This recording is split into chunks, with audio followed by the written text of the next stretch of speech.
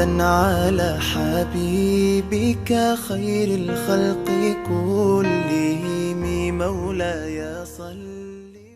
hooyada maanta haday nooshahay ka tagin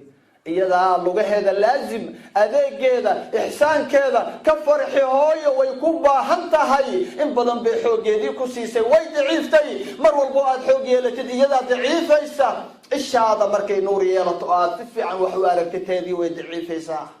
dhagaha markaa si fiican wax uga maqashid way jigaysaa hooyo dhagihii bay ka daciiftay marka burqahaaga ay ku koostaan oo aad xoog yeelatid kuweedii waa dabcaayaan xataa hooyo waxay ku hurtay timaheedii quruxda badnaa ee madooba waa kana hooyada maanta tima caddahay way ciraysatay hooyo maanta waata way soo godatay sariir ayay hooyada saaran tahay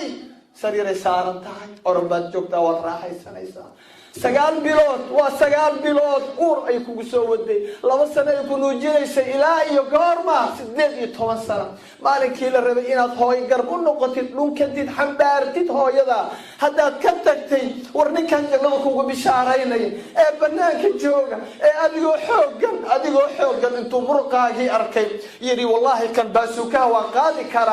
waa qaadi karaa yaa wajahadi karaa ku dhahaya kaale jannaan ku geynayaaye muxuu u meeraysanayaa meelaha muxuu adduunyada uu kala gooshayaa muxuu isaga u aado janno ma janna laysu doora aaway caqligii